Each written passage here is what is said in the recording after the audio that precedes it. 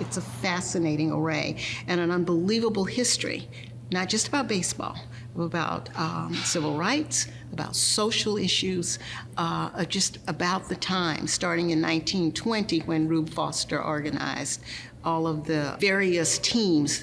By the 1920s, baseball had legendary talent like Babe Ruth, Ty Cobb, Lou Gehrig. They represented some of the best of America's pastime, but they didn't represent every American. Back in the 1800s, believe it or not, there was some integration in baseball play.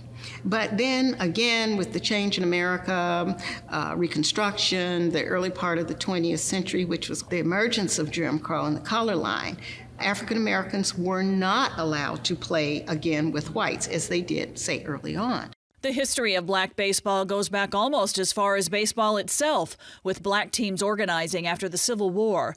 The reach went international to countries like Venezuela, Puerto Rico, the Dominican Republic, and Mexico.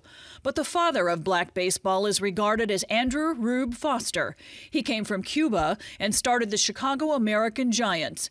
In February of 1920, he formed the Negro Baseball League. And these were teams from cities, from work situations, from colleges, just teams that barnstormed across America. So he thought, why don't we organize them into a financial structure? And that ended up putting together the Negro Leagues, which was an American League and a National League, very similar to what the MLB is like today. But they were passionate about playing ball. They wanted to play ball. And they wanted to play it with the best talent. I mean, if you're a talented athlete, you want to play with talented athletes. You want to be around them. Negro Baseball League teams played the first games at night. They had to play at ballparks when the Major League teams were not on the field. Many of them rented their stadiums when their teams were away to the Negro League teams. They packed them.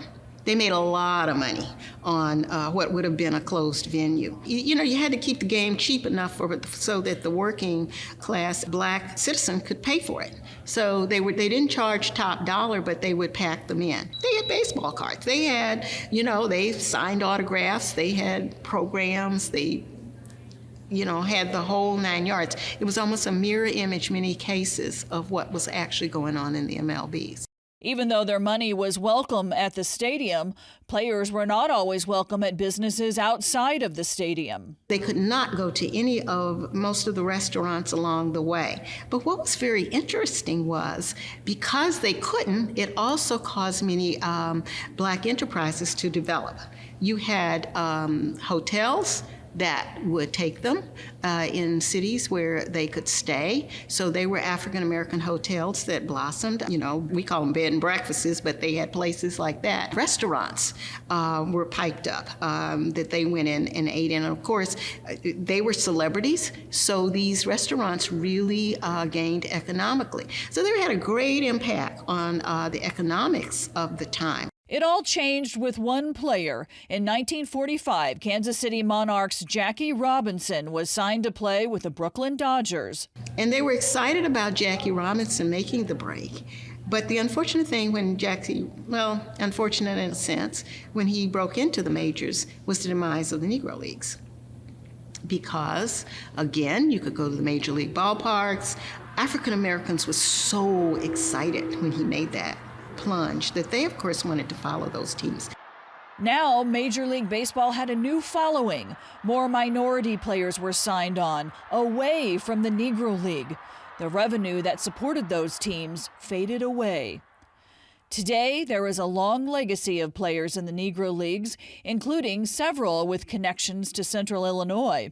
I think most folks have heard about Satchel Paige, but he has a Springfield connection also. He was the vice president for the Springfield Redbirds, which was a minor league team. Not only was he a player, but baseball was really his life, so to speak.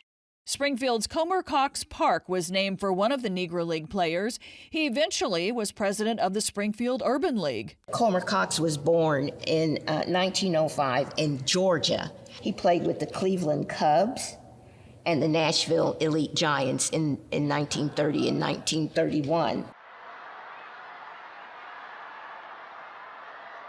We had a player whose name was George Neal, and he was an infielder. He played for the Buxton Wonders. The Buxton Wonders was not probably one of your more noted teams in the Negro League, but it did give fame and glory to Buxton, Iowa, thanks to George Neal, who was born right here in Springfield.